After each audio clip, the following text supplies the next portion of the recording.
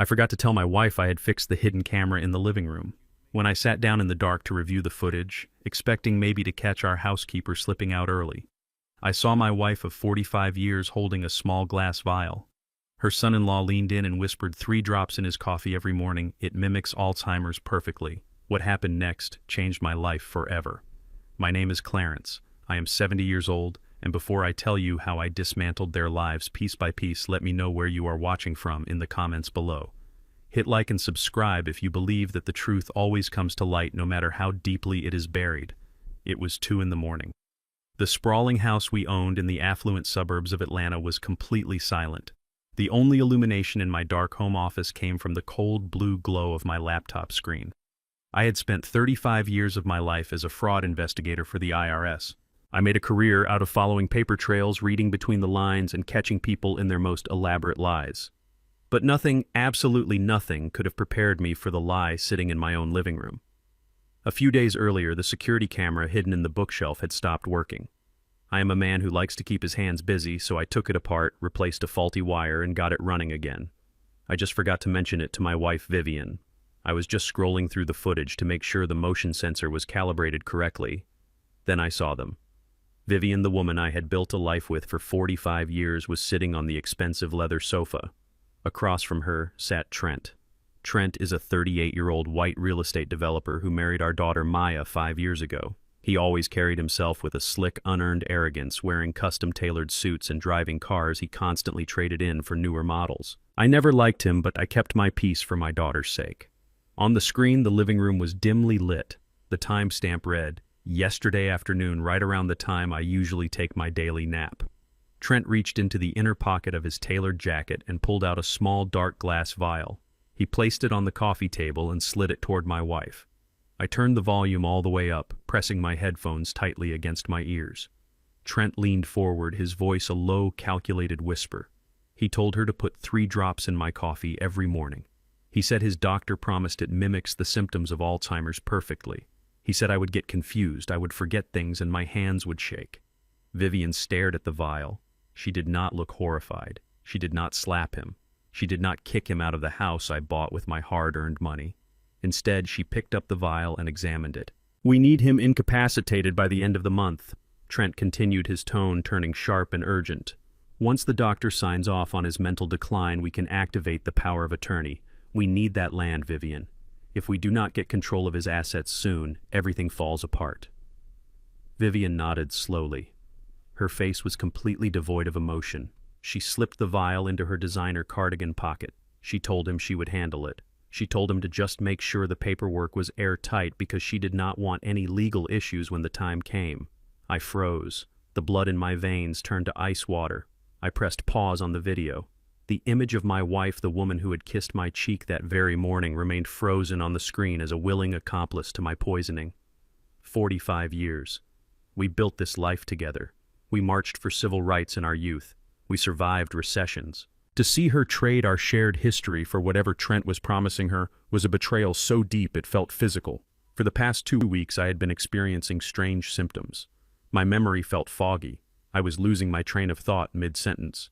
But the most alarming part was my hands. They had started trembling, a fine, persistent tremor that made holding a fork or buttoning my shirt a frustrating chore. Vivian had been playing the role of the deeply concerned wife perfectly. She had held my shaking hands, her eyes wide with fake sympathy, suggesting that maybe it was time we saw a neurologist.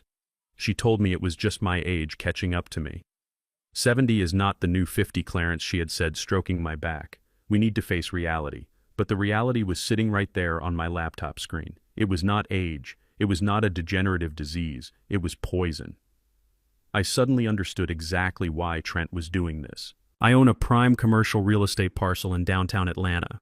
I bought it for pennies back in the 80s when nobody wanted it.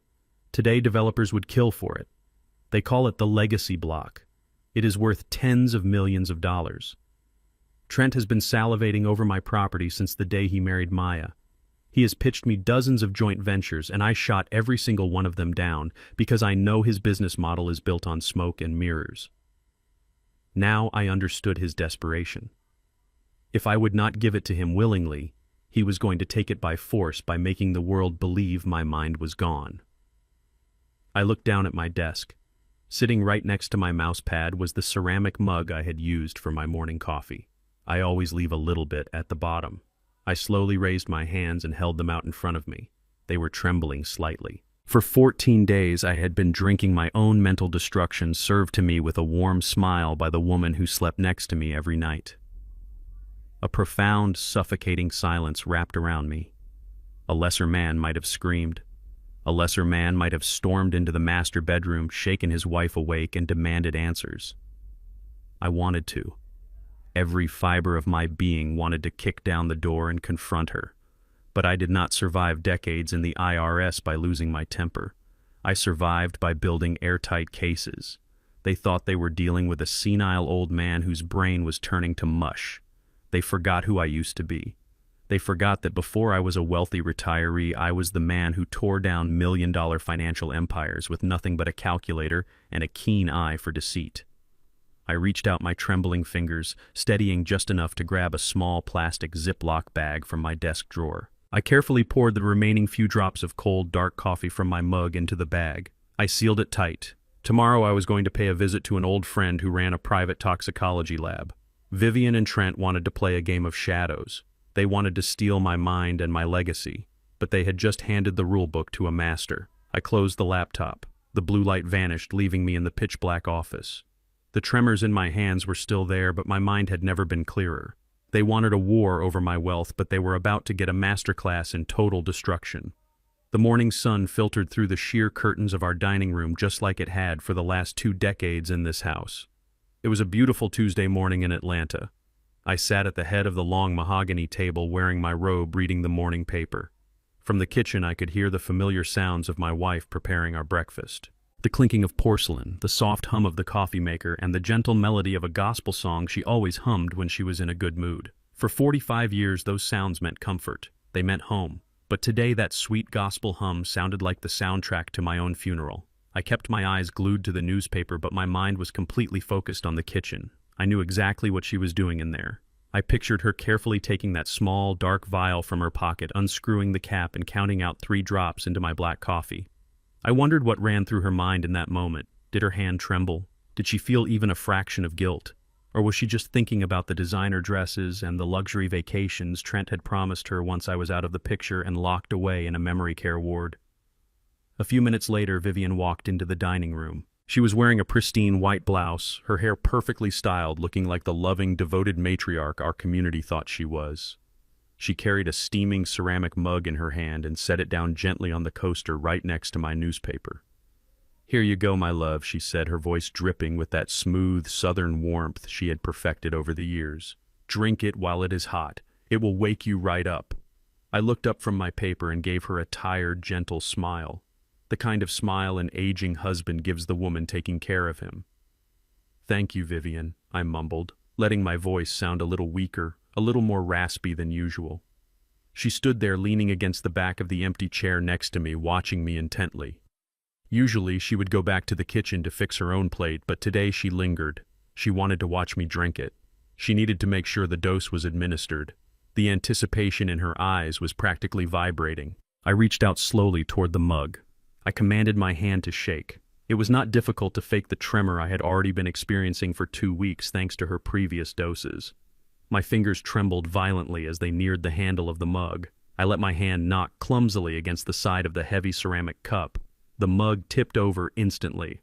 Hot, dark coffee flooded across the polished mahogany table and spilled heavily onto the expensive Persian rug beneath my chair. "Oh no," I stammered, pulling my hands back and looking at the mess with wide, frightened eyes. "I am so sorry, Vivian. My hand just gave out. I do not know what is wrong with me lately. I expected her to do what any loving wife of 45 years would do. I expected her to rush to my side, grab a napkin, ask if I had burned myself, and tell me not to worry about the rug. But the mask slipped. Vivian gasped, her body going rigid.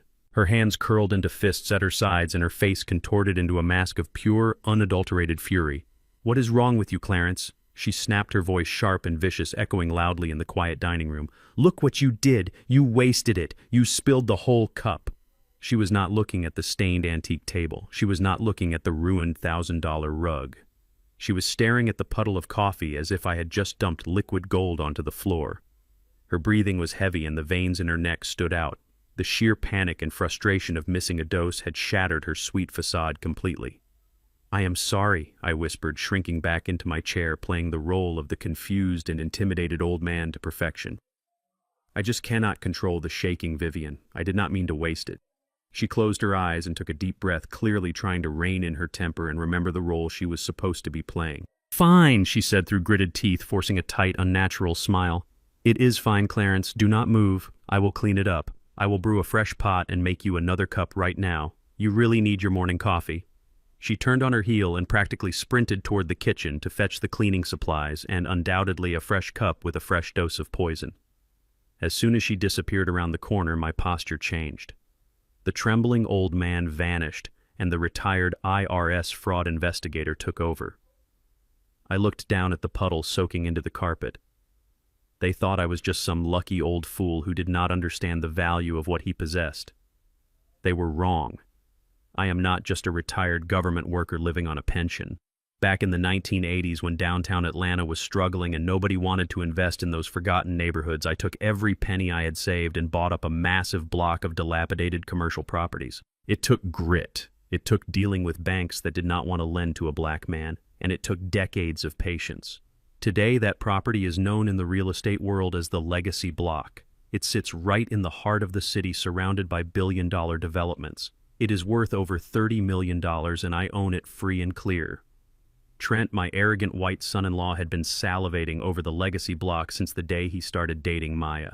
He is a real estate developer who builds those soulless glass mega condos for the ultra-rich. He had been begging me for years to sign the land over to his company, promising me a cut of the profits for a massive luxury high-rise project he wanted to build. But I knew his track record. I knew he was over-leveraged and sloppy. I told him no every single time. He could not handle the rejection.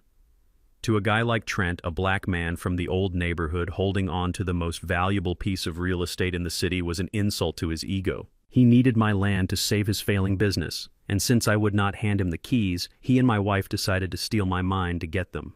I listened to the sound of Vivian rummaging under the kitchen sink. I had less than 30 seconds. I reached into the pocket of my robe and pulled out a small, thick sponge I had hidden there earlier and a sterile plastic Ziploc bag. I bent down quickly and pressed the sponge hard into the wettest part of the Persian rug, letting it soak up the dark, poisoned coffee. I tossed the saturated sponge into the Ziploc bag, pressed the air out, sealed it tight, and slipped it back into my deep pocket. By the time Vivian marched back into the dining room carrying a roll of paper towels and a spray bottle, I was sitting perfectly still, staring blankly at the wall, playing the lost old man.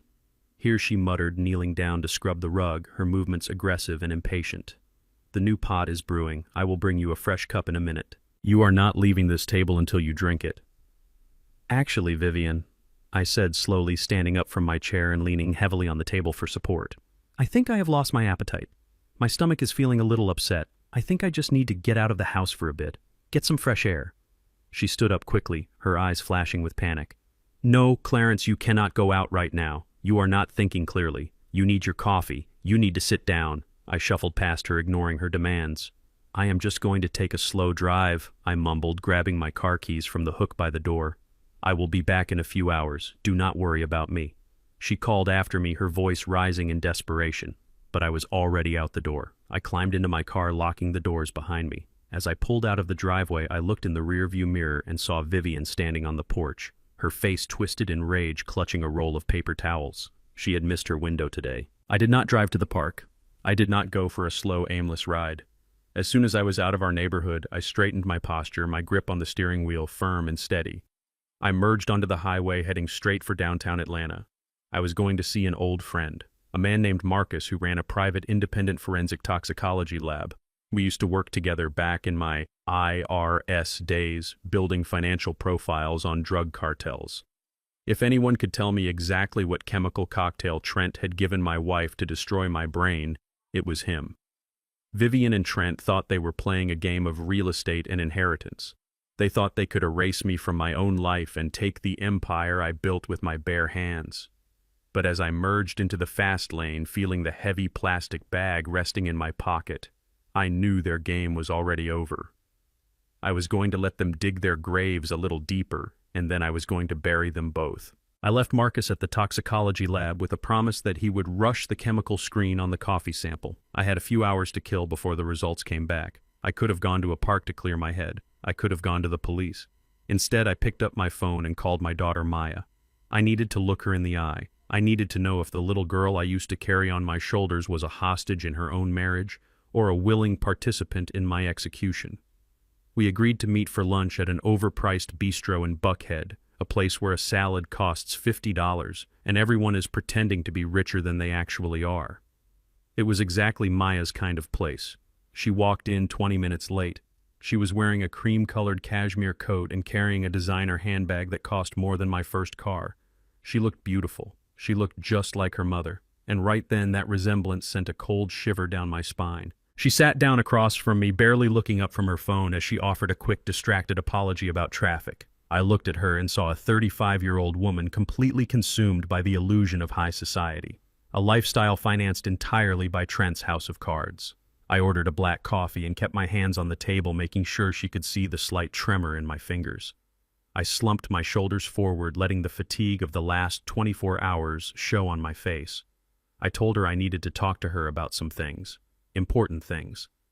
She finally put her phone face down on the table, but her eyes were already impatient. She asked what it was, sighing as if my very existence was an inconvenience on her busy schedule. I told her that I had not been feeling like myself lately. I told her my memory was slipping, that I was forgetting names and misplacing things around the house. I watched her face closely for any sign of genuine panic, any daughterly instinct to reach across the table and comfort her aging father. There was none. Her eyes just darted quickly to my trembling hands and then back to my face. She looked analytical, not devastated. She told me I was getting older, and her voice was completely devoid of warmth. She said that Vivian and I just needed to accept that we cannot manage everything on our own anymore. I swallowed the bitter lump in my throat and leaned closer. I spent decades as an auditor for the IRS. I know how to read people when they are hiding money, and I know how to read them when they are hiding guilt. I told her that was exactly why I asked her here. I said I was meeting with my lawyer next week to finalize my will. I told her I wanted to transfer the legacy block entirely to her. Her eyes lit up instantly. The boredom vanished, replaced by a sharp, hungry gleam. The legacy block was the crown jewel, the $30 million safety net Trent was desperate to sink his teeth into. But there is a condition. I continued, my voice firming up just a fraction. I told her I was putting the property into an ironclad trust. I said she would be the sole beneficiary, but Trent would have zero legal authority over it. I made it very clear that his name would not be on the deed. He could not leverage it, he could not develop it, and he could not use it as collateral for his company. I told her I wanted this to remain in our bloodline, just her. The transformation was immediate and chilling. Maya stiffened. The greedy excitement in her eyes morphed into sudden defensive anger. She immediately reached for her phone, sliding it off the table and onto her lap, out of my line of sight. I could see her thumbs moving frantically under the table. She was texting him. She was warning her husband that the old man was trying to lock him out of the gold mine. She snapped at me, entirely abandoning the facade of a caring daughter. She asked why I would deliberately exclude Trent since he was her husband. I kept my expression perfectly confused, playing the role of the paranoid old man. I told her I did not trust the way he does business. I said he builds too fast and borrows too much. I reminded her that I built that property block by block, and I just wanted to protect her. She let out a harsh, mocking laugh that sounded exactly like my wife Vivian. She told me I was not thinking clearly. She said I was clearly confused and losing my grip on reality. She leaned across the table and passionately defended the man who was currently poisoning my breakfast. She called Trent a financial genius.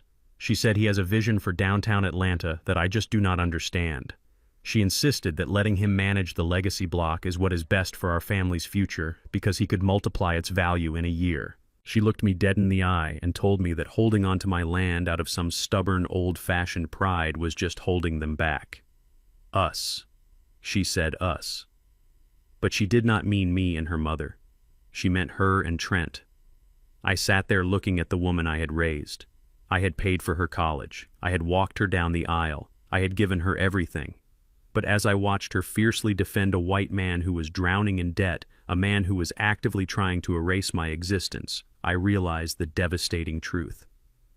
Maya was not a victim of Trent's manipulation. She was his shield. She might not know about the poison in my coffee, but she knew he was after my assets, and she was perfectly fine with him taking them as long as it kept her in cashmere coats and luxury cars. She was perfectly willing to let her father be labeled mentally incompetent if it meant her husband could finally cash the check. Just as she was launching into another rehearsed speech about Trent's real estate brilliance, my phone buzzed in my pocket. I slowly pulled it out. It was a text message from Marcus at the toxicology lab. I opened it, keeping my trembling hands steady enough to read the short clinical sentences. The results were in. The message read that the coffee sample contained high concentrations of haloperidol. Marcus explained it is a heavy-duty antipsychotic medication normally used to treat severe schizophrenia and acute delirium. It is not a mild sedative. In those doses, it is a chemical lobotomy. He wrote that it causes severe tremors, memory loss, and cognitive paralysis. Whoever was giving me this was not trying to calm me down. They were trying to destroy my brain. His final words on the screen told me to get out of that house immediately. I stared at the glowing screen for a long time. The words burned into my retinas. A chemical lobotomy. My wife was poisoning me. My son-in-law supplied the weapon, and my daughter, the only child I had in this world, was sitting across from me, eagerly paving the road for them to steal my legacy. She was annoyed that I was not declining fast enough. I slipped the phone back into my pocket. I looked at Maya, who was still texting under the table, probably assuring Trent that she could handle the confused old man. I was completely alone. The family I had spent a lifetime building was nothing but a pack of wolves waiting for me to bleed out. But they made one fatal miscalculation. They forgot that wolves are not the only dangerous things in the dark. I smiled at my daughter, a cold, dead smile that she was too busy looking at her phone to notice. I told her softly that she might be right. I said, maybe I am just a confused old man, and maybe Trent does know what is best for the family. I told her to enjoy her lunch. I walked out of the restaurant, stepping into the bright Atlanta sun. The heartbreak was gone. It had burned away completely, leaving nothing but pure, unadulterated focus. I was officially a man without a family. But I was also a man with a $30 million loaded gun, and I was about to pull the trigger. I drove away from that Buckhead bistro with a clarity I had not felt in years. My wife was poisoning me, and my daughter was handing over the shovel to dig my grave. I did not go back to that house of lies. Instead, I drove to a quiet public library on the south side of town. It was a neighborhood where nobody knew me and nobody would look for me. I needed a secure internet connection and a quiet corner to do what I do best. I walked past the rows of dusty books and found an isolated table near the back. For 35 years at the Internal Revenue Service, I did not carry a gun. My weapon was a calculator and an unparalleled ability to read the stories that people try to hide inside their tax returns and corporate filings. I hunted down corporate embezzlers, corrupt politicians, and men who thought they were smarter than the system. I spent decades putting arrogant men behind bars because they believed their expensive suits made them invisible to the law. Trent thought I was just an obsolete old black man sitting on a gold mine he deserved to own. He was about to find out that he had picked a fight with an apex predator. I opened my laptop and connected to the public network. I cracked my knuckles, feeling the slight persistent tremor from the haloperidol coursing through my veins, but I pushed through it. My body might have been under chemical attack, but the mind driving those hands was razor sharp. I started pulling public records on Trent and his company Vanguard Real Estate Solutions. On the surface, Trent painted the perfect picture of a modern visionary. His social media was full of pictures of him in custom-tailored suits, standing in front of glass high-rises, holding champagne flutes with city officials and smiling investors. He talked a big game about revolutionizing the Atlanta skyline and bringing generational wealth to his partners. My wife Vivian, consumed by her desperate desire to be part of the high society elite, bought into his illusion completely. She looked at Trent and saw the country club lifestyle she always felt she had been denied. But numbers do not have egos. Numbers do not wear Armani suits or drive imported sports cars. Numbers only tell the cold, hard truth. I started digging deeply into the public land registries, the state business databases, and the Uniform Commercial Code filings. I tracked the limited liability companies he had set up for every single one of his development projects. It is a standard practice in commercial real estate to separate liabilities, but Trent had created a labyrinth of shell companies that practically screamed financial desperation. It took me 3 solid hours of relentless auditing to untangle his web of deceit. I pulled a massive favor from a trusted old colleague still working down at the federal building, asking him to run a quick background query on some of the private equity groups Trent was associated with. When the data came back, the picture painted by the spreadsheets was absolutely catastrophic. Trent was not a real estate genius. He was a complete fraud. His entire empire was built on a fragile foundation of sand and stolen promises. I traced the money flowing between his various shell companies. When funding for his new luxury condo project on Peachtree Street dried up, he secretly diverted investor capital from a different unfinished townhouse development to cover the massive shortfall. When the townhouse investors started demanding their returns, he took out massive high-interest loans from predatory private equity firms to pay them off. He was simply moving money from one sinking ship to another. It was a classic textbook Ponzi scheme, and the music was finally about to stop. I added up the outstanding liabilities across all his active projects, comparing them against his actual liquid assets. The final number stared back at me from the laptop screen, glowing like a red warning beacon in the dark. $25 million. Trent was $25 million in the red. His creditors were not just traditional banks who would simply foreclose on a property and politely write off the loss. He owed millions to aggressive shadow lenders and unregulated equity firms, the kind of people who do not just ruin your credit score, they ruin your life and take everything you have ever touched. He was drowning, and the water was rising fast. If he did not secure a massive injection of capital within the next 30 days, his entire corporate structure would collapse completely. He would face federal indictments for wire fraud, embezzlement, and investor deception. He was staring down the barrel of a 20-year prison sentence in a federal penitentiary. Suddenly, the dark glass vial of poison made perfect, terrifying sense. It was never just about typical corporate greed. It was about pure animal desperation. My property, the Legacy Block, was valued at over $30 million, and I owned it free and clear without a single cent of debt. To a man drowning in $25 million of toxic loans, my land was the ultimate life preserver. If he could somehow use the Legacy Block as collateral, he could secure a massive institutional loan, pay off the shadow lenders, and keep his Ponzi scheme breathing for another few years. But as long as I was of sound mind, I would never let him touch the deed. I had rejected him too many times. He needed me declared mentally incompetent so my wife Vivian could assume total legal control through a medical power of attorney. Vivian, blinded by his charm and her own greed, would gladly sign the property over to her sophisticated son-in-law, believing she was making a brilliant investment. They were trying to trade my sanity for his salvation. I leaned back in the hard wooden library chair, letting the sheer magnitude of his failure wash over me. Trent was pathetic. But as I continued to scroll through the property records looking for any other assets he might be hiding, I stumbled upon something that made my blood run completely cold.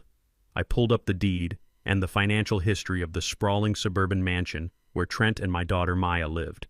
When they bought that house 5 years ago, Trent bragged to our entire family that he had paid for it in cash. He threw a lavish housewarming party claiming it was a testament to his unstoppable success.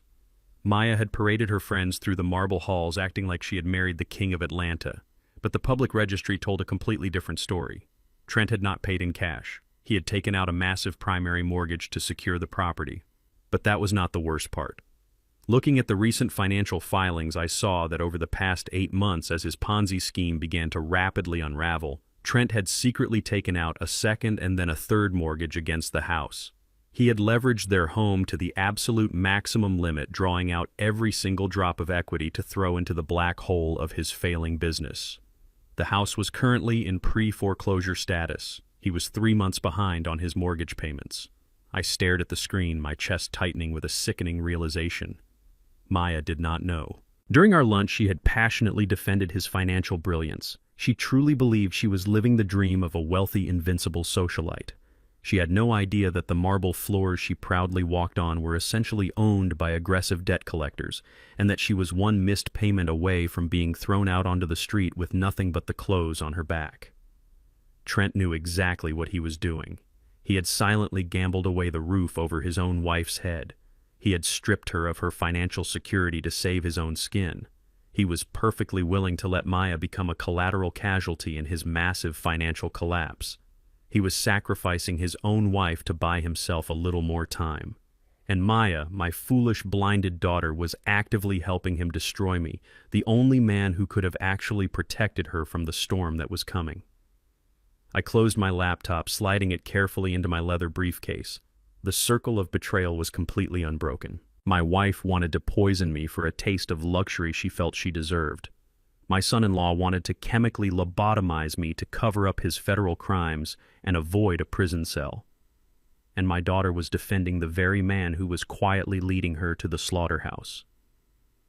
I stood up and walked out of the library, stepping into the warm Georgia afternoon. I was a man surrounded by enemies disguised as a loving family, but they had made a fatal error. They thought they had backed a helpless old man into a corner. They did not realize they had just handed a loaded weapon to a veteran IRS investigator who knew exactly how to pull the trigger. Trent wanted to play with financial fire. It was time for me to burn his entire world to the ground. I drove back to the house we had shared for over 4 decades. The large driveway was completely empty. Vivian had mentioned that morning she was attending a charity luncheon with some of the wealthy wives from the neighborhood. A charity luncheon paid for by the same man she was actively trying to destroy. I walked through the front door. The grand foyer with its high ceilings and imported marble floors no longer felt like a home. It felt like a crime scene waiting to happen. The silence of the house was heavy and suffocating. I did not waste any time. I went straight up the sweeping staircase and into our master bedroom. Vivian had a personal heavy steel safe hidden in the back of her massive walk-in closet, tucked carefully behind a row of expensive designer shoeboxes. She always thought she was so clever, keeping the digital code a secret from me. She used the date of our wedding anniversary. I suppose she thought there was some twisted poetic justice in protecting her darkest secrets with the exact day we swore before God to be faithful to each other. I punched the numbers into the keypad. The heavy metal door clicked open with a soft mechanical thud. I reached inside and pulled out a thick manila folder I had never seen before. I walked over and sat on the edge of our king-sized bed, opening the flap. My heart beat a slow and steady rhythm against my ribs. I was not a heartbroken husband anymore. I was an investigator processing evidence. The first document inside was printed on the thick, expensive letterhead of a private boutique medical clinic located in the wealthiest part of Buckhead. I read the name printed boldly at the top of the page: Dr. Arthur Vance. He was a high-end concierge physician known for catering to the city elite. I read the medical evaluation carefully, reading every single clinical term. It was a comprehensive assessment of my mental and physical health. According to Dr. Vance, I was suffering from rapid-onset Lewy body dementia and severe, unrecoverable cognitive decline. The report stated in cold professional language that I was prone to violent outbursts, frequent memory lapses, and a complete inability to manage my own basic daily needs. The report concluded that I required immediate full-time institutionalized care for my own safety. The medical report was officially dated 3 days ago. I had never met Dr. Arthur Vance in my entire life. I had never stepped foot inside his luxury clinic.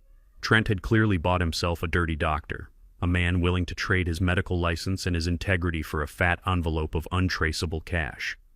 They were building an airtight paper trail of my insanity without me ever sitting in a waiting room. I flipped to the second document in the folder and the air completely left my lungs. It was a comprehensive, durable financial power of attorney. I read the legal jargon carefully. This document gave Vivian absolute and total control over every single bank account, investment portfolio, and piece of real estate in my name. It specifically, explicitly included the right to transfer, sell, or use the legacy block as collateral for commercial business loans. It gave my wife the absolute legal power to sign my life away to her son-in-law. I looked down at the bottom of the last page. There on the designated signature line was my name. It was written in dark black ink. I brought the paper closer to my eyes and stared at it. It was a remarkably good forgery. It had the slight forward slant of my cursive and the sharp, aggressive loop on the capital letter C. An amateur would never question it. But 35 years of auditing tax returns and corporate filings had trained my eyes to spot the hesitation in a fraudulent pen stroke. I could see where the pen had lingered just a fraction of a second too long. The ink pressure was completely wrong. Trent must have spent hours sitting at his desk tracing over my old checks, practicing my handwriting over and over again until he felt confident enough to commit a massive federal crime. Right next to my fake signature was a small blank space waiting for a notary public stamp. I stared at that empty space, and the entire scope of their timeline clicked into place. That blank circle was the missing piece of their puzzle. A legal notary cannot stamp a document of this magnitude without the person being physically present, of sound mind, or completely incapacitated by a documented medical emergency. That is exactly why Vivian was rushing the haloperidol drops in my morning coffee.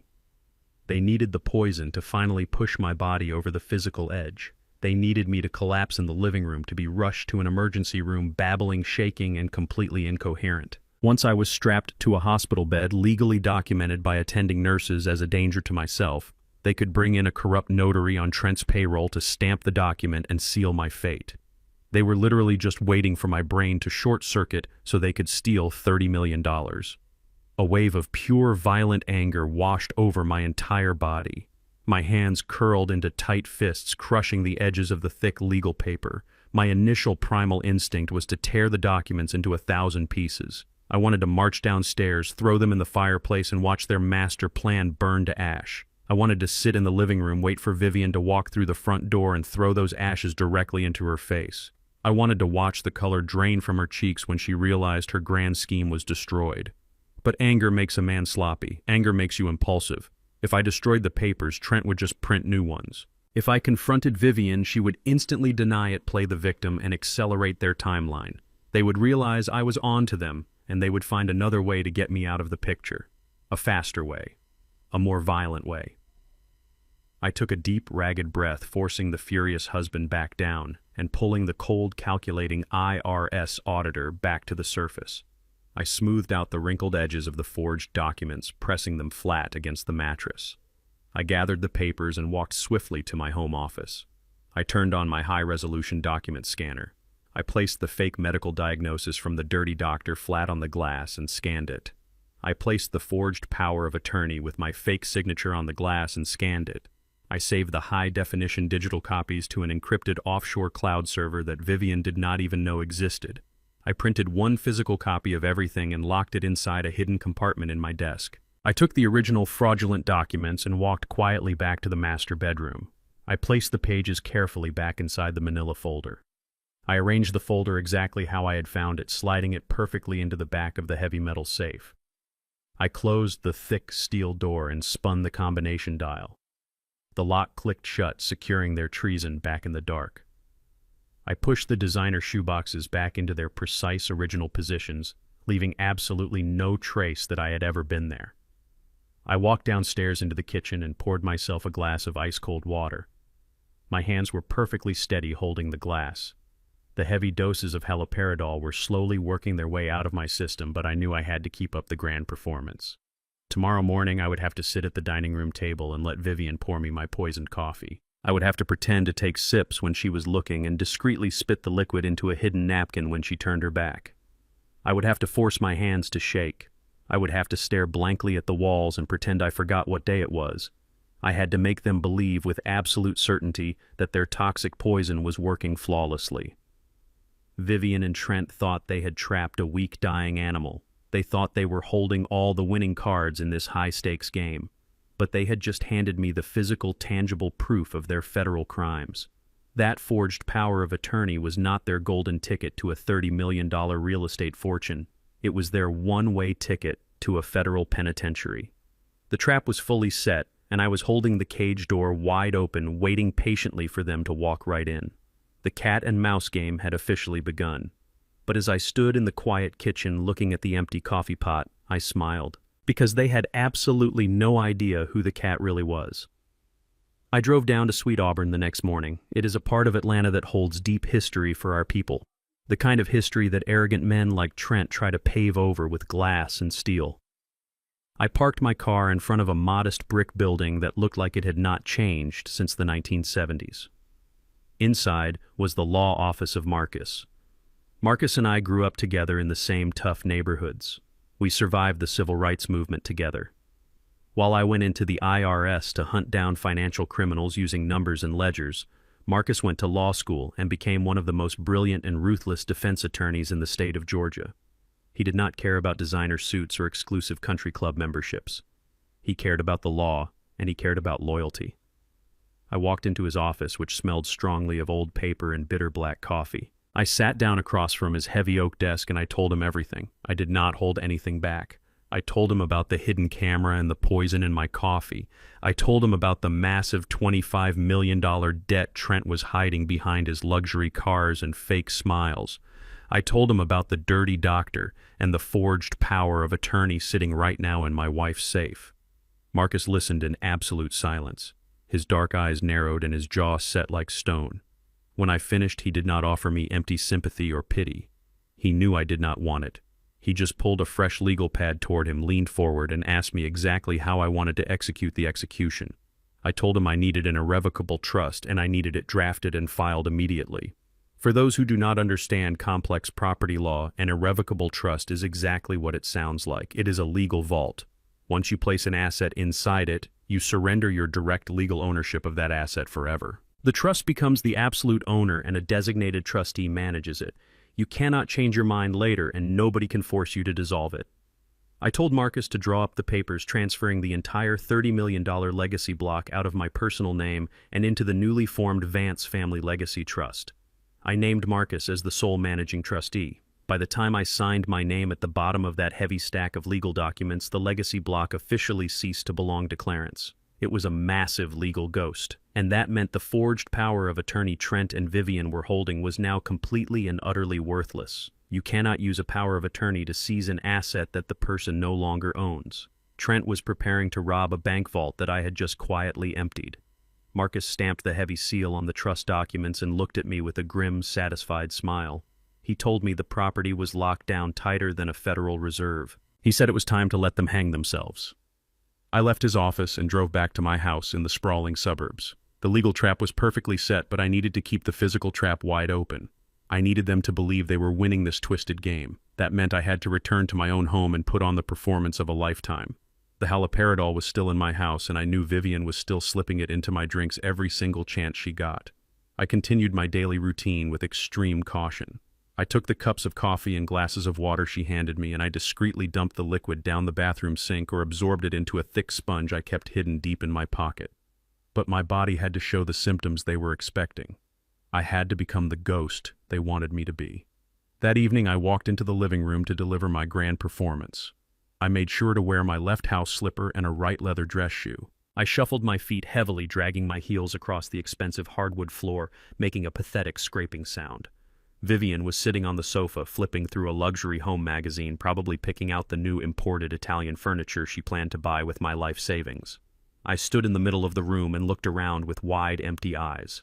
I let my jaw go slack and allowed my hands to tremble violently at my sides. I looked directly at Vivian and let my face register complete, terrifying confusion. I stared at the woman I had slept next to for 45 years and I asked her who she was. I asked her what she was doing sitting in my house.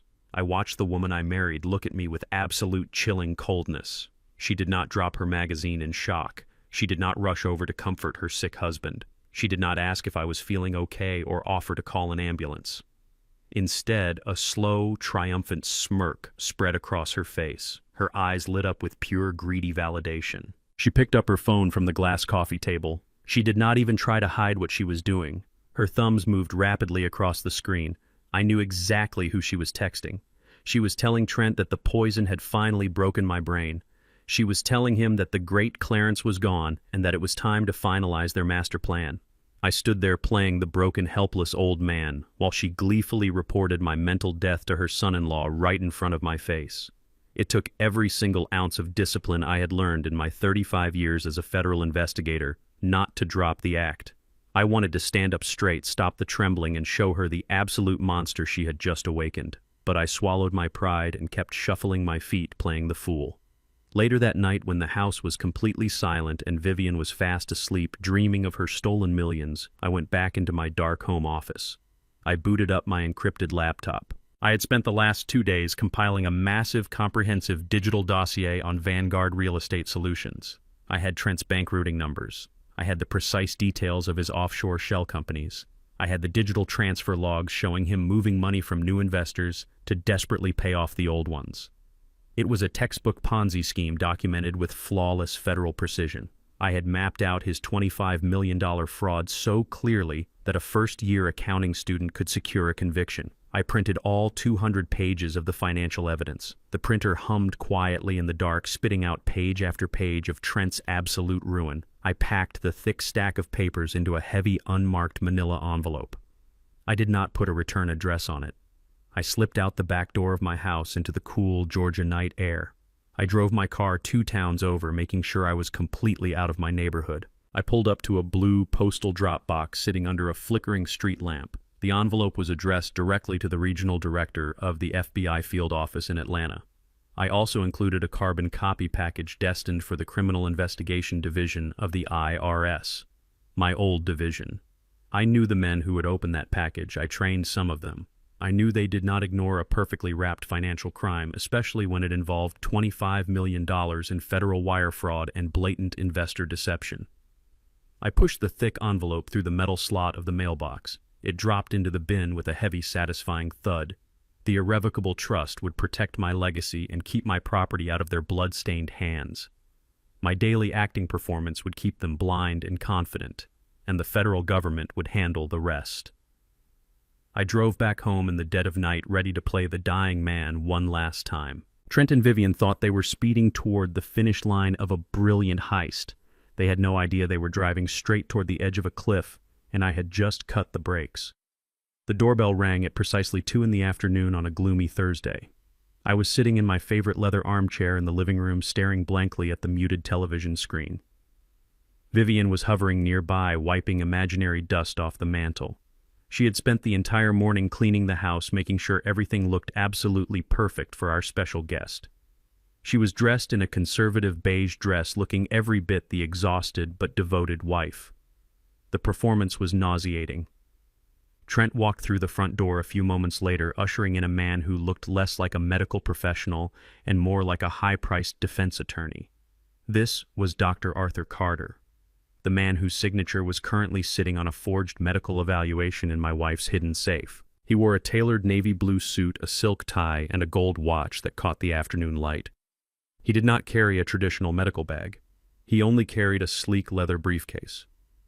I did not turn my head when they entered the room. I kept my eyes fixed on the television, letting a thin string of drool gather at the corner of my mouth. I let my left hand tremble violently against the armrest of the chair. I was 70 years old, a black man who had spent his entire life building a legacy from the ground up, and here I was forcing my own body to mimic the devastating decay of the human mind just to survive the people who claimed to love me. Dr. Carter walked over and stood in front of my chair. He did not bend down to meet my eyes. He looked down at me with an expression of complete indifference. He did not see a human being.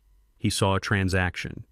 He saw a down payment on a new sports car or a luxury vacation. "Well, let us take a look at him," Carter said, his voice smooth and entirely devoid of any real medical concern. Vivian immediately rushed to his side, placing a hand over her mouth, acting as if she were holding back a flood of tears. She told him that I had been getting worse every single day. She said I was wandering the halls at night, forgetting my own name and becoming agitated over nothing.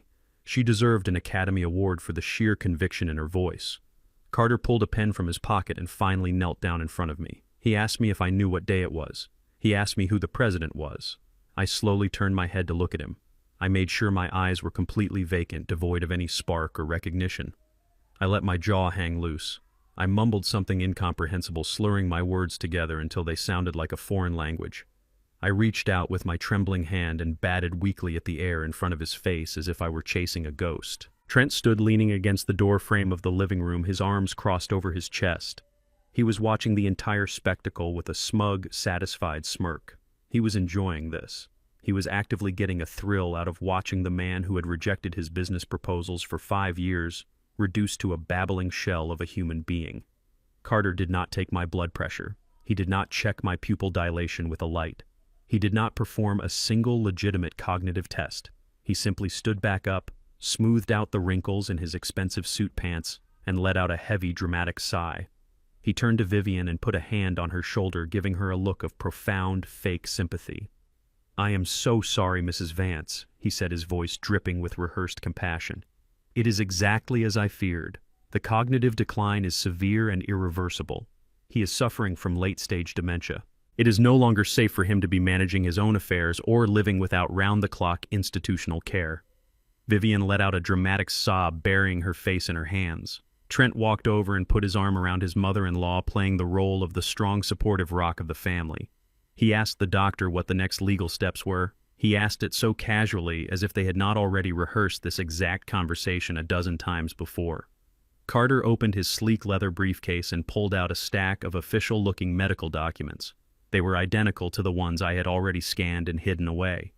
He placed them on the glass coffee table right in front of me. He uncapped his expensive fountain pen.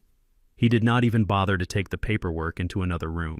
He leaned over the table and signed his name on the dotted line, officially and legally declaring me mentally incompetent right in front of my face. He smiled a nasty, arrogant little smirk as he handed the signed psychiatric evaluation to Trent. "It is done," he said quietly. "You can take this directly to a judge to expedite the power of attorney and the facility placement. Just make sure the final payments are routed to the offshore account we discussed." Trent took the papers, folding them carefully and slipping them into his jacket pocket. He walked over to my armchair. He leaned down, putting his face inches from mine. I could smell the expensive mint cologne on his breath. He reached out and patted my shoulder with heavy, condescending strikes. "It is okay, Dad," he whispered, his voice laced with pure, venomous victory. "Do not you worry about a thing anymore. We are going to take real good care of your assets from now on. You just rest." I looked up at him, keeping my eyes wide and vacant, letting my hand continue to shake against the leather armrest. He thought he was looking at a broken man. He thought he had just successfully stolen $30 million of prime Atlanta real estate. He thought he had won the game. But Trent did not realize that I am a man who spent 35 years hunting criminals who thought they were smarter than everyone else. I never walk into a room unequipped. I looked down at my chest. Sewn perfectly into the fabric of my cardigan, completely indistinguishable from the other ordinary brown buttons, was a state-of-the-art micro camera. I had purchased it from a specialized surveillance boutique downtown using untraceable cash. It had a wide-angle lens and a highly sensitive audio receiver. Trent and Vivian thought the examination in the living room was the final act of their brilliant play, but they had made a catastrophic error 10 minutes earlier. When Trent first answered the front door to let Dr. Carter inside, Vivian was still in the kitchen fetching water. Trent and Carter had lingered in the grand foyer for a full 2 minutes. I was sitting right here in my armchair facing the hallway with a direct, unobstructed view of the front door. My little button camera had been silently recording in crystal-clear, high-definition video as Trent reached into his coat pocket. It had recorded him pulling out a thick white envelope bulging with $100 bills. It had captured the crisp audio of Trent handing the envelope to the doctor, saying, "Here is the second half of the $50,000 we agreed on. Just sign the damn paper and make it look convincing." It had recorded Dr. Carter laughing greedily as he stuffed the bribe into his briefcase before walking into the living room to perform his fake evaluation. I had the entire federal crime documented on a secure digital memory card resting right against my beating heart. Conspiracy to commit medical fraud, bribery, elder abuse. It was a flawless, airtight conviction handed to me on a silver platter. I let out a soft, confused groan, keeping up my senile act as Trent patted my shoulder one last time. "Let them think they have destroyed me," I thought to myself. "Let them sleep peacefully tonight, dreaming of millions they will never touch." Because the evidence I was carrying in my shirt button was going straight to the federal investigators by midnight. They had just dug their own graves and handed me the shovel. With the fraudulent medical evaluation and the forged power of attorney burning a hole in his pocket, Trent did exactly what a drowning man does when he sees a life raft. He lunged for it blindly. He did not even wait to leave my house to start making his moves. As soon as that dirty doctor walked out the front door, Trent practically sprinted into my home office, shutting the heavy mahogany doors behind him. He thought he was securing his privacy. He thought he was the smartest man in the room. He had absolutely no idea that a retired IRS fraud investigator never leaves his own command center unprotected. I had tapped my own home network weeks ago. Every single keystroke, every outgoing email, and every phone call that routed through my wireless router was being mirrored directly to a secure offshore server I controlled. I sat in my armchair in the living room, continuing to play the drooling, oblivious old man for my wife, while a hidden earpiece in my left ear fed me the live audio of Trent digging his own grave just one room away. Through the earpiece, I could hear Trent pacing back and forth across the hardwood floor. His breathing was heavy, ragged, with a mix of adrenaline and sheer panic. He picked up his phone and dialed an international number. I recognized the country code immediately. It was Switzerland. Trent had completely exhausted all of his domestic credit lines. Every reputable bank in the state of Georgia had already slammed their doors in his face after looking at the toxic wasteland of his financial portfolio. He was completely out of options stateside, so he was reaching out to the shadow markets. He was calling a private European investment group known for providing massive amounts of unregulated capital to desperate real estate developers. They were the kind of predatory lenders who charged extortionate interest rates and required absolute ironclad collateral. I listened as the call connected. Trent put on his best, most arrogant corporate voice. He spoke to a senior managing partner at the fund, explaining that he had just acquired full legal control over the legacy block.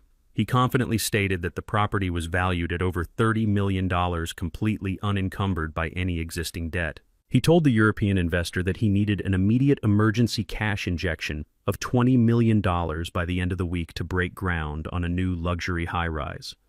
It was a spectacular lie. He did not want to break ground on anything. He needed that $20 million to pay off the aggressive shadow lenders breathing down his neck and to keep his Ponzi scheme from completely collapsing. Trent emailed them the scanned copies of the forged power of attorney and the fake deed transfers he had drawn up. He was offering my life's work, the property I had sweat blood to secure, as a sacrificial lamb to save his miserable skin. But Trent was playing checkers while I was playing a game he could not even comprehend. My attorney and I had already anticipated this exact move. When we set up the irrevocable trust days earlier, locking the legacy block away from Trent forever, we knew he would try to leverage the fake documents to secure an overseas loan. What Trent did not know was that the senior managing partner of this specific European fund owed my attorney a massive life-saving favor. Years ago, my attorney had helped that same investment group navigate a brutal federal tax evasion audit without going to federal prison. They owed us, and we had called in the marker. I listened intently through my earpiece as the European investor paused, pretending to review Trent's fraudulent documents. Then, following the exact script my attorney had provided him, the investor spoke. He told Trent that the collateral was acceptable. He told him the $20 million could be wired into his corporate accounts by Monday morning. I heard Trent let out a massive, trembling sigh of relief. He actually laughed, thinking he had just pulled off the heist of the century.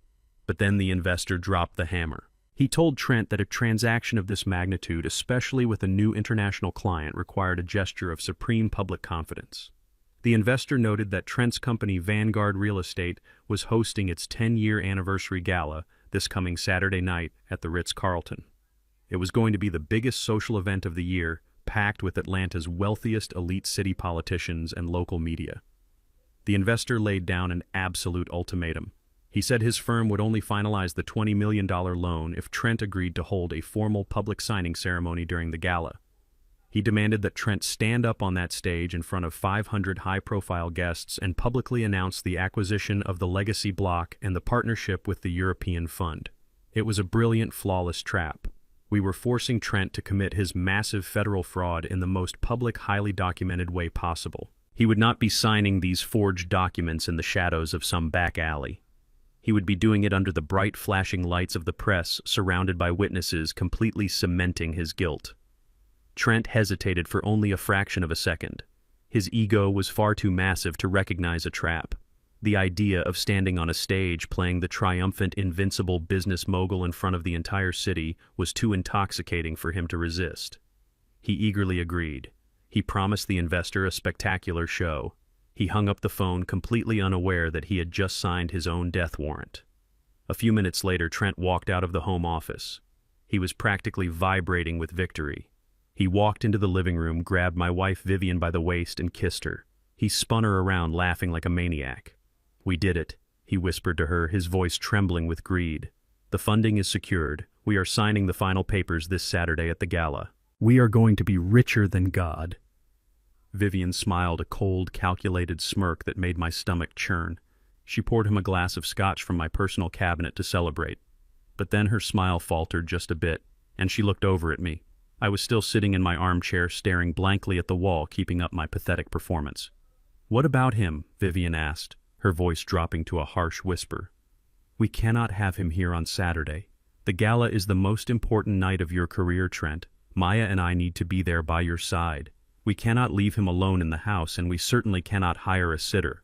What if he has one of his episodes? What if he wanders out into the street and the police get involved? It would be a public relations nightmare. We cannot risk any distractions this weekend." Trent took a slow sip of his scotch, staring at me with absolute disgust. "You are right," he said coldly. "The power of attorney goes into effect immediately. There is no reason to wait anymore. He is just dead weight now." Vivian nodded, walking over to the kitchen counter and pulling out a glossy brochure. I recognized the logo. It was Shady Grove. It is a notorious state-run nursing home on the outskirts of the city. It is not a place where the elderly go to live out their golden years in comfort. It is a heavily medicated lockdown facility where unwanted relatives are dumped and forgotten. It is underfunded, understaffed, and famous for keeping its patients heavily sedated so they do not cause any trouble. "I already made the arrangements," Vivian said, her voice entirely devoid of any human empathy. "I paid the administrator a premium to fast-track his admission under an emergency psychiatric hold. The private ambulance will be here at 3 o'clock on Saturday afternoon to collect him. They will strap him to a gurney, take him straight to the secure dementia ward, and lock the doors. We will be dressed in our evening gowns drinking champagne at the Ritz while he gets his first dose of institutional tranquilizers. He will never set foot in this house again." Trent smiled, raising his glass of my scotch to toast my wife. "To the future," he said. "To the future," she replied, clinking her glass against his. I sat there perfectly still, listening to the woman I had loved for 45 years casually plan my permanent exile into a chemical prison. They were going to throw me away like a piece of broken furniture just hours before they planned to steal my legacy on a silver stage. They thought they had tied up every loose end. They thought Saturday afternoon would be the tragic, quiet end of my story. But as I sat in that leather chair, staring blankly at the wall, a deep, dangerous fire ignited in my chest. They wanted to send an ambulance for me on Saturday.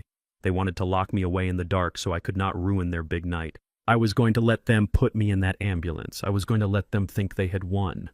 Because sometimes to completely destroy your enemies, you have to let them believe they have buried you. They thought Saturday night was going to be a celebration of their brilliant deception. They had no idea I was planning to crash the party, and I was bringing the entire federal government with me. Saturday afternoon arrived with a heavy, suffocating tension hanging over my house, while the rest of my family was buzzing with excitement preparing for Trent's massive corporate gala. I was sitting in my worn armchair in the living room playing the role of a dead man walking. I was dressed in a faded, oversized sweater and a pair of old house slippers. I kept my chin tucked to my chest, letting my hands tremble slightly against my lap. From the grand staircase I heard the clicking of Vivian's heels. She walked down into the living room, but she was not carrying my vintage leather weekend bag. She was not carrying the sturdy suitcase we had used for our anniversary trip to Paris 10 years ago. She was holding 2 cheap black plastic trash bags. I watched through half-closed eyes as the woman I had been married to for 45 years walked over to a pile of my clothes she had tossed on the sofa. She began grabbing my sweaters, my socks, and my comfortable trousers, casually stuffing them into the garbage bags. She was throwing my life away like yesterday's refuse. There was no care in her movements. There was no hesitation. After nearly half a century of building a life together, of sharing a bed, of holding her hand through sickness and health, she was packing my remaining days into black plastic. She tied a tight knot at the top of the first bag and stood in front of my chair. She looked down at me, and her face was a mask of absolute coldness. There was not a single tear in her eyes. There was no sorrow, no conflict, no lingering affection. "This place will be good for you, Clarence," she said, her voice completely flat and devoid of any human warmth. "You are getting dangerous at home. You left the stove on last week. You wander around the house in the middle of the night. It is just not safe for you here anymore. You will be much better off where medical professionals can watch you 24 hours a day." It was a brilliant lie delivered with the chilling ease of a seasoned sociopath. I had not touched the stove. I had not wandered the halls. She was reciting the exact narrative she and Trent had fabricated to justify locking me in a chemical prison. I wanted to look up and tell her I knew exactly what she was, I wanted to scream that I knew about the poison in my coffee, but I swallowed my pride, letting my head droop lower, staring blankly at the expensive hardwood floor. The heavy front door opened and Maya walked in. My daughter. The little girl I used to read bedtime stories to, the child whose scraped knees I had bandaged, the woman whose college tuition I had paid by working overtime at the IRS. She was wearing a stunning emerald green silk dress, her hair pinned up elegantly for the gala tonight. Maya stopped in the hallway. She looked at the black trash bag sitting on the floor, and then she looked at me slumped in my chair. For a split second, just a fleeting fraction of a moment, I saw a flicker of guilt cross her face. I saw the daughter I raised fighting against the monster she had become. But the fight was over before it even began. Maya quickly turned her head away, avoiding my gaze completely. She pulled her expensive phone from her purse and started typing furiously, pretending she was too busy to notice her own father being discarded like a piece of broken furniture. That silence, that deliberate refusal to look me in the eye, hurt infinitely worse than the toxic poison her husband had been feeding me. It was the final nail in the coffin of my family. I was officially a man with no wife and no daughter. A loud, heavy knock echoed through the house. Trent strutted out of the home office to answer it. He was already wearing his custom-tailored tuxedo, looking like a vulture ready to feast on a fresh carcass. He opened the door and two burly men stepped into my living room. They wore dark blue medical scrubs and carried a thick clipboard. They looked tough and intimidating, exactly the kind of unsmiling muscle a notorious place like Shady Grove would send to collect a difficult dementia patient. Clarence Vance, the taller orderly, asked, his voice rough and devoid of any pleasantries. Trent stepped forward and handed the men the forged medical authorization he had bought from the dirty doctor. "He is docile right now, but he gets confused and aggressive." Trent lied smoothly, slipping his hands into his tuxedo pockets. "Just take him straight to the secure memory care ward. The administrator is expecting him." The two burly men flanked my armchair. One grabbed my left arm and the other gripped my right. They pulled me up roughly from my seat. I let my legs drag a little, keeping my knees bent, playing the pathetic, over-medicated old man to absolute perfection. As they led me toward the front door, I passed Vivian. She was standing in front of the large hallway mirror, carefully adjusting her diamond earrings. She did not even turn around to say goodbye. I passed Maya. She kept her eyes glued to her phone screen, her jaw locked tight, refusing to acknowledge my existence. I passed Trent. He was standing by the door, holding it open. As I shuffled past him, he gave me a mocking, triumphant little smirk. He thought he had just won the $30 million lottery. They led me down the front steps and out into the warm Georgia afternoon. A plain white medical transport van with tinted windows was parked in my driveway. The taller orderly opened the heavy back doors and practically shoved me inside. The other man tossed my two black trash bags onto the cold metal floor. The doors slammed shut, plunging the back of the van into dim shadows. I heard the engine roar to life.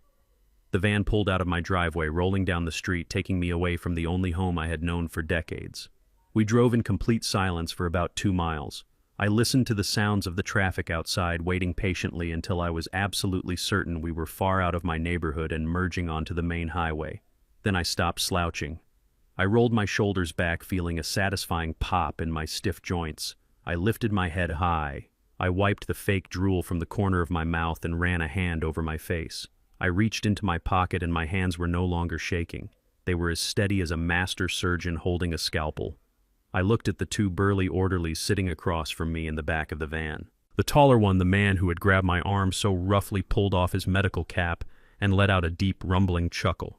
"You put on a hell of a show back there, Mr. Vance," he said, his rough voice dropping the act and shifting into a sharp, respectful, professional tone. "For a second, when we walked into that living room, I actually thought we were kidnapping a sick old man." I smiled. A real, genuine, dangerous smile. These men did not work for the Shady Grove nursing home. They were undercover federal agents hand-picked and planted by my lawyer Marcus.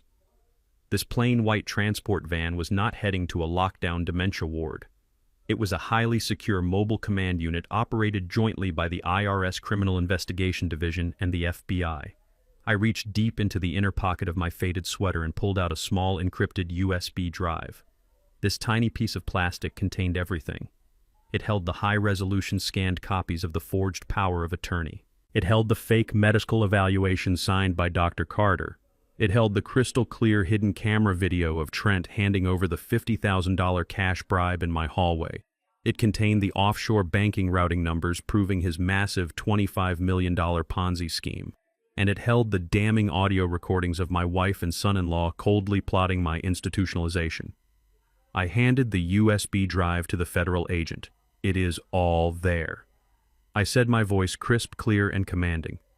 Every single piece of evidence you need to put Trenton Sterling and Vivian Vance in a federal penitentiary for the rest of their natural lives.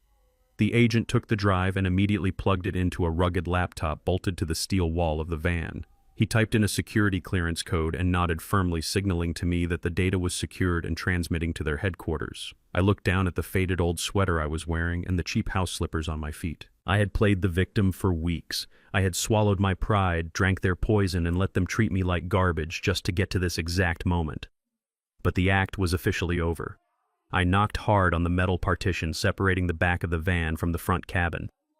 Agent, I called out to the man behind the steering wheel. Turn this van around and head toward the luxury district in Buckhead. We need to make a stop at my personal tailor. I refuse to destroy my son-in-law's entire empire wearing these miserable rags. Step on it, gentlemen. I have a very important party to attend tonight. The bespoke tailor shop in Buckhead was completely closed to the public by the time the federal agents escorted me through the back entrance. I stood in the private fitting room and dropped the oversized faded sweater and the cheap house slippers onto the hardwood floor. They landed in a pathetic little pile. That pile represented the sick, weak, and broken old man my family desperately wanted me to be. I stepped over it, and I never looked back. The master tailor, an old Italian man who had been making my suit since my early days at the Internal Revenue Service, was waiting for me. He did not ask any questions about the armed federal agent standing guard by the door. He simply brought out the garment bag. I slipped my arms into a crisp white shirt made of pure Egyptian cotton. I fastened my heavy platinum cufflinks. Then came the suit. It was a three-piece charcoal gray masterpiece cut from thick English wool, tailored perfectly to my exact measurements. I slid my feet into polished black leather Oxfords. When I looked in the three-way mirror, I did not see a 70-year-old dementia patient bound for a locked memory care ward. I saw a veteran federal fraud investigator. I saw a man who owned $30 million of prime Atlanta real estate. I saw an executioner. We left the tailor and walked out into the cool evening air. A massive black tactical surveillance van was parked discreetly in the alleyway. The heavy side door slid open and I stepped inside. The interior was a highly sophisticated mobile command center. The walls were lined with glowing monitors and complex audio equipment. 3 federal agents wearing dark tactical gear and headsets sat at the control panels. My attorney Marcus was sitting in the corner holding a thick leather briefcase resting on his lap. He looked at my tailored suit and gave me a slow, satisfied nod. He knew exactly what was about to happen. We drove through the busy streets of downtown Atlanta until we parked in a designated secure loading bay right beneath the Ritz-Carlton Hotel. The engine cut off, leaving us in the quiet hum of the surveillance equipment. We were sitting directly under the grand ballroom where Vanguard Real Estate Solutions was hosting its 10-year anniversary gala. One of the federal agents tapped a keyboard, and the largest monitor on the wall flickered to life. We had a crystal-clear, high-definition live feed of the grand ballroom. My lawyer Marcus had managed to slip 2 undercover operatives into the catering staff, and their hidden lapel cameras gave us perfect, unobstructed views of the entire room. The ballroom was a sea of absolute luxury. Massive crystal chandeliers bathed the room in golden light. Waiters in white tuxedo jackets carried silver trays loaded with expensive champagne and imported caviar. The room was packed with 500 of Atlanta's most influential people. There were city council members, wealthy socialites, and heavy-hitting corporate investors. It was exactly the kind of high-society circus my wife Vivian had always craved and felt she deserved. I spotted her instantly on the screen. Vivian was standing right near the center of the room. She was wearing a stunning floor-length evening gown, heavily studded with rhinestones that caught the chandelier light with every single movement. A thick diamond necklace rested against her collarbone. She was laughing brightly, tilting her head back, holding a crystal flute of vintage champagne. She looked radiant. She looked like the absolute queen of high society. Looking at her massive smile, you would never guess that just 3 hours ago she had packed her husband of 45 years into a black garbage bag and shipped him off to a chemical prison. She was celebrating my execution. Next to her stood my daughter Maya. She was wearing her emerald silk dress clinging tightly to her husband's arm. She looked a little nervous, but she was doing her absolute best to play the part of the devoted, supportive wife to a brilliant mogul. And then there was Trent. He was standing on the main stage at the front of the ballroom, bathed in a bright white spotlight. He adjusted his custom-tailored tuxedo and tapped the microphone. The low murmur of the wealthy crowd quieted down. The camera zoomed in on his face. He looked incredibly smug, perfectly arrogant, and entirely invincible. He flashed his signature brilliant smile at the audience. "Thank you all for coming tonight," Trent's voice echoed through the high-quality speakers in the surveillance van. "Tonight, we are not just celebrating 10 years of Vanguard real estate, we are celebrating the future of this beautiful city. I am incredibly proud to announce that as of this afternoon, Vanguard has officially acquired full legal control over the most coveted commercial property in downtown Atlanta, the historic Legacy Block." A polite round of applause rippled through the ballroom. On the monitor, I saw Vivian clapping enthusiastically, her rhinestone gown shimmering under the lights. Trent raised his hands to quiet the room, his massive ego practically radiating through the screen. This acquisition was not easy. Trent continued, his voice dripping with completely fake humility. "It took a lot of careful negotiation and a lot of family sacrifice. But this historic land will serve as the foundation for our newest and most ambitious luxury high-rise project to date. And to fund this monumental vision, I am honored to welcome our new international partners who have flown in from Europe just to be here with us tonight to finalize the deal." I watched as the European investment manager, the man who was secretly cooperating with my attorney, stepped onto the stage. He carried a sleek leather portfolio containing the loan documents. The crowd clapped again. Trent was literally bragging about stealing my life's work while standing in front of the very people he was actively trying to defraud. He was spinning a fairy tale built entirely on forged signatures, poisoned coffee, and $25 million of toxic hidden debt. He thought he was sealing his legacy forever. He truly believed the old man was heavily sedated miles away, strapped to a hospital bed with no memory of his own name. I leaned closer to the monitor. The anger and the heartbreak I had felt over the past few weeks were completely gone. In their place was a cold, absolute focus. I watched Trent shake hands with the European investor. I watched Vivian smile at the crowd, taking a long, triumphant sip of her champagne. They were at the absolute peak of their imaginary mountain. They were standing on the very summit of their deception. It was the perfect altitude for a fatal drop. The lead FBI agent sitting at the main console turned away from the glowing screens. He pressed a finger to his earpiece, listening to a secure encrypted transmission from the tactical teams positioned at the ballroom doors upstairs. He took off his headset and looked directly at me. His expression was dead serious, entirely professional, and utterly ruthless. "The perimeter is completely locked down," he said, his voice steady and calm in the quiet van. "The undercover agents have secured all the exits. The Financial Fraud Task Force is in position in the main lobby. The target has publicly confessed to the fraudulent acquisition on a live microphone, and the forged documents are currently in his hands." The agent reached over and slid the heavy metal door of the van open. The cool, damp air of the underground loading dock rushed in. He looked at me and gave a sharp, respectful nod. "The arrest warrants are fully authorized and ready, Mr. Vance," the agent said softly. "The stage is yours." I stood up from my seat inside the van. I adjusted the crisp cuffs of my tailored Egyptian cotton shirt and buttoned my charcoal gray suit jacket. I picked up my solid oak walking cane not because I needed it for balance, but because it completed the picture of the man they thought they had successfully destroyed. I stepped out of the van and onto the cold concrete floor of the loading dock. I did not feel like a betrayed husband or a forgotten father anymore. I felt like a violent thunderstorm about to break over a completely unsuspecting city. I walked toward the service elevator that led directly up to the grand ballroom, ready to bring their entire fake world crashing down to the ground.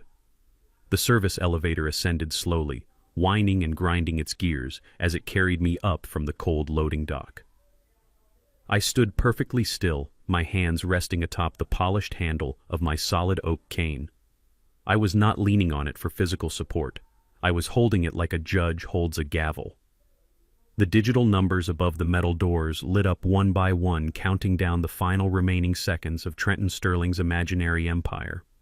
Beside me stood two federal agents in perfectly tailored suits. Their earpieces were completely silent and their eyes were sharply focused.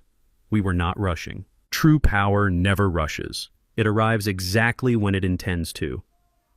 The elevator doors slid open to a long carpeted hallway situated just behind the main ballroom entrance. The heavy, ornate mahogany double doors stood securely closed in front of me, guarded by two private event security staff. They saw the golden federal badges flash briefly in the dim light, and they stepped aside without saying a single word. Through the thick carved wood, I could easily hear Trent's voice echoing over the premium hotel sound system. It was that same slick, overconfident tone he always used when he tried to sell me terrible investment deals over Sunday dinner. He was enthusiastically wrapping up his grand speech. He was standing boldly on the precipice of his massive lie, confidently pulling 500 of Atlanta's most powerful and influential people into his criminal delusion.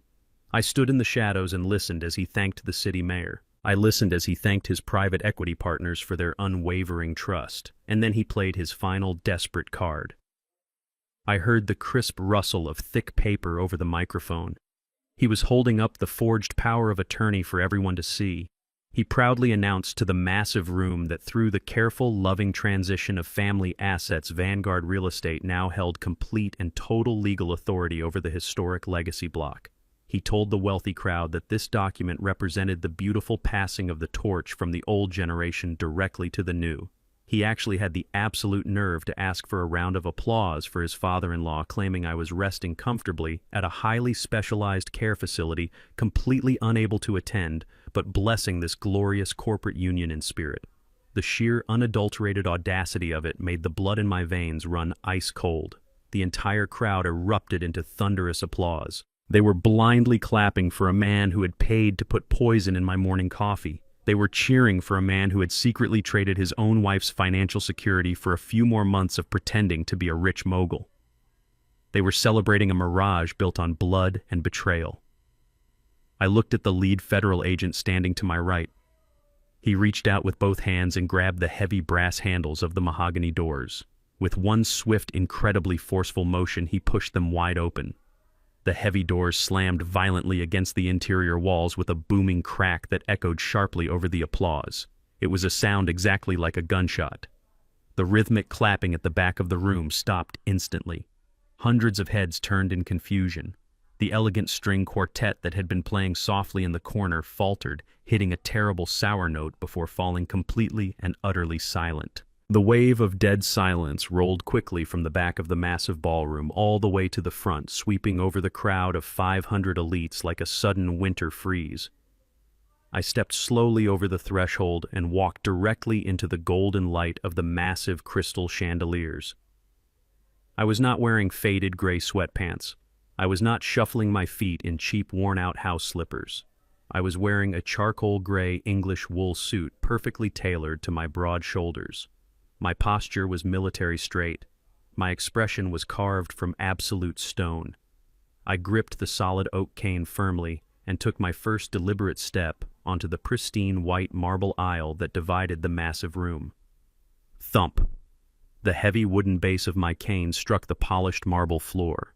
It was the only sound in a room filled with 500 wealthy people who had suddenly stopped breathing. Thump! I took another measured step forward. The sea of wealthy socialites, influential politicians, and arrogant real estate moguls began to part. They moved out of my way instinctively, quickly stepping back and pulling their expensive silk gowns and tailored tuxedos completely clear of my path. They did not know exactly what was happening, but human beings have a deep primal instinct for approaching danger. They recognized a predator walking into the room.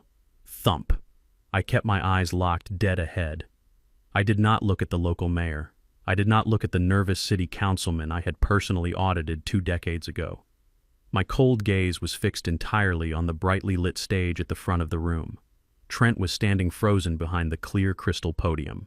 His right hand was still holding the forged medical power of attorney high in the air, but his triumphant smile was completely gone.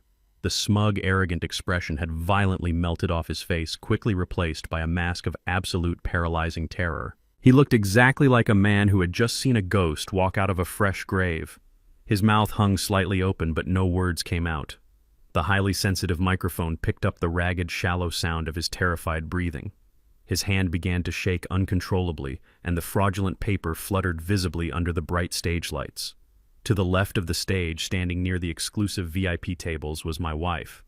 Vivian had been beaming just moments before, fully basking in the warm glow of her stolen social status. When she saw me walking down the center aisle, her entire body went completely rigid. The color drained rapidly from her face, leaving her looking as pale as a corpse. Her fingers went totally limp. The crystal flute of expensive vintage champagne slipped right out of her hand. It hit the hard marble floor and shattered into 100 jagged pieces. The sharp, violent sound of breaking glass echoed loudly through the silent ballroom, but she did not even flinch. She just stared at me, her eyes wide with a horrified realization that the chemical prison she had enthusiastically paid for was completely empty. Right next to her, my daughter Maya stumbled backward in shock. She actually bumped hard into a tall cocktail table, knocking over a heavy floral centerpiece. She pressed her trembling hands tightly over her mouth, her panicked eyes darting frantically from me to her mother and then up to her husband, standing paralyzed on the stage. The grand, glamorous illusion she had been fiercely defending was collapsing right in front of her eyes. She thought I was a broken, heavily medicated old man who needed to be locked away for his own good. She was now looking at the veteran federal fraud investigator who had just systematically dismantled her entire life. Thump. I reached the very front of the room. I stood at the edge of the elevated stage, looking up at the cowardly man who had actively tried to erase my existence. The silence in the grand ballroom was so profound, so incredibly thick with tension, that you could clearly hear the low hum of the air conditioning vents overhead. 500 people were watching, holding their breath, waiting for the inevitable explosion. Trent swallowed hard. His Adam's apple bobbed up and down nervously. He desperately tried to speak. He leaned forward toward the microphone, his voice barely a terrified, cracking whisper. He barely managed to stammer out my name. Clarence. I did not raise my voice. I did not need to shout to project absolute authority. I looked him dead in his terrified eyes, letting the full, crushing weight of my presence destroy what little confidence he had left. I am so sorry I am late, I said. My voice was deep, warm, and sharp as a razor blade. It carried perfectly through the silent room, reaching every single person present. I adjusted my platinum cufflinks slowly, my hands perfectly steady. The traffic coming from the nursing home was a bit of a nightmare. The heavy silence in the grand ballroom was broken by the sound of Trent clearing his throat. The sheer panic in his eyes was painfully obvious to me, but he was a desperate man backed into a corner, and desperate men will always try to spin one last lie. He gripped the edges of the clear crystal podium so tightly that his knuckles turned completely white. He forced a wide, tight smile onto his face, looking out at the sea of wealthy investors and politicians. He let out a soft, patronizing chuckle, trying to project the image of a deeply burdened, loving son-in-law. "Ladies and gentlemen, please forgive this unfortunate interruption," Trent said into the microphone, his voice shaking just enough to ruin his confident facade. "As I mentioned to some of you earlier this evening, my father-in-law is tragically suffering from advanced rapid-onset dementia. His condition has deteriorated severely in the past few days. He is currently having a severe medical episode. He is deeply confused and he does not know where he is. Please, I apologize for this disturbance." Trent looked to the side of the massive room and gave a frantic, urgent nod to the private event security team. 4 large, broad-shouldered men wearing earpieces and dark suits immediately stepped away from the walls and began moving quickly down the center aisle toward me. They looked like bouncers ready to forcefully remove a drunk patron from a nightclub. The wealthy elite in the audience began to murmur among themselves, shaking their heads with sympathetic sighs. They looked at me with pity. They truly believed they were witnessing the tragic, embarrassing breakdown of a senile old man who had escaped from his caretakers. But their pity did not even have time to settle. Before the 4 private security guards could even come within 10 feet of me, the 2 men in tailored suits who had escorted me from the loading dock stepped smoothly out of the shadows. They moved with a terrifying, synchronized precision that no private hotel security could ever match. The lead federal agent stepped directly in front of the largest hotel guard and raised his left hand. In his right hand, he flipped open a leather wallet, exposing a gleaming, golden federal badge that caught the bright light of the crystal chandeliers. "Federal agents," the man said, his voice incredibly calm but carrying the absolute, unquestionable authority of the United States government. "Stand down immediately and back away. Do not interfere with this operation." The 4 private security guards froze instantly. The color drained from their faces as they looked at the federal badges. They slowly raised their hands in the air, taking several large steps backward, completely abandoning their post. A collective, synchronized gasp echoed through the massive ballroom. The 500 members of the Atlanta elite suddenly realized this was not a tragic family disturbance. This was a coordinated high-level federal takedown, and they were sitting right in the middle of the blast zone. I did not stop walking. I took the short set of velvet-carpeted stairs leading up to the main stage, my solid oak cane tapping rhythmically with every single step. I walked directly up to the crystal podium. Trent shrank back, his body trembling so violently that he nearly knocked over a tall arrangement of white orchids. He looked like a small, terrified child. The towering, arrogant real estate mogul had completely vanished, leaving behind nothing but a cowardly fraud staring into the eyes of his executioner. I reached out and wrapped my hand around the microphone, pulling it smoothly from the heavy stand. I looked Trent dead in his panicked, tear-filled eyes. "I have not lost my mind, Trent," I said, my deep voice booming through the state-of-the-art concert speakers filling every single corner of the cavernous ballroom. "But you are about to lose your freedom." I did not wait for him to respond. I turned my head and gave a sharp, subtle nod to the audio-visual booth located at the very back of the room. My attorney Marcus had already secured the control room with another undercover federal agent 10 minutes before I walked through the doors. The massive high-definition LED screens towering behind the stage, which had been proudly displaying the Vanguard Real Estate logo in bright gold letters, suddenly went completely black. The room went dark for one terrifying second. Then the screens flickered to life. It was not a corporate presentation. It was the hidden camera footage from my own living room. The video quality was crystal clear, magnified 50 times its original size for the entire elite society of Atlanta to see. There, towering over the stage, was the image of Trent sitting on my leather sofa, leaning closely toward my wife, Vivian. The audio technician in the back turned the volume up to maximum capacity. Trent's own voice, captured perfectly by the hidden microphone, thundered through the ballroom. 3 drops in his coffee every morning. It mimics Alzheimer's perfectly. We need him incapacitated by the end of the month. Once the doctor signs off on his mental decline, we can activate the power of attorney. We need that land, Vivian. The reaction in the ballroom was instantaneous and catastrophic. It was an explosion of pure, unadulterated horror. Wealthy socialites screamed out loud, covering their mouths with trembling hands. Men in expensive tuxedos shouted in absolute disgust. Several people actually dropped their champagne glasses, letting them shatter on the marble floor. On the screen, my wife nodded slowly, taking the dark glass vial of poison and slipping it into her pocket. "I do not want any legal issues." Her giant, magnified face projected her chilling complicity to the entire city. I looked out into the crowd. Vivian was standing exactly where I had seen her earlier, but she was no longer the radiant queen of the ball. She was completely broken. People were physically backing away from her, staring at her with looks of absolute revulsion and terror, as if she were a literal monster. She sank to her knees right there in her expensive rhinestone gown, burying her face in her hands, weeping hysterically as the reality of her public destruction crushed her. Maya was standing a few feet away, sobbing uncontrollably, shaking her head as the elite crowd she so desperately wanted to belong to looked at her family with pure disgust. But I was not finished. I had not just come to expose a poisoning. I had come to dismantle an entire criminal conspiracy. I gave another nod to the back of the room. The massive screens behind me blinked again. The living room footage vanished instantly, replaced by the extremely tight, high-definition angle of my hidden button camera. The crowd fell dead silent again, absolutely captivated by the unfolding nightmare. The screens showed the grand foyer of my house. It showed Dr. Arthur Carter, the expensive, highly respected concierge physician who catered to half the people sitting in this very ballroom. It showed Trent reaching into his tailored jacket. It showed him pulling out a thick, bulging white envelope of cash and pressing it directly into the doctor's hands. The audio was perfectly crisp. "Here is the second half of the 50,000 we agreed on," Trent's voice echoed across the massive room. "Just sign the damn paper and make it look convincing." The crowd watched in breathless horror as Dr. Carter laughed greedily, stuffing the bribe into his briefcase. The European investment manager, the man who was standing on the stage holding the fraudulent $20 million loan documents, turned absolutely pale.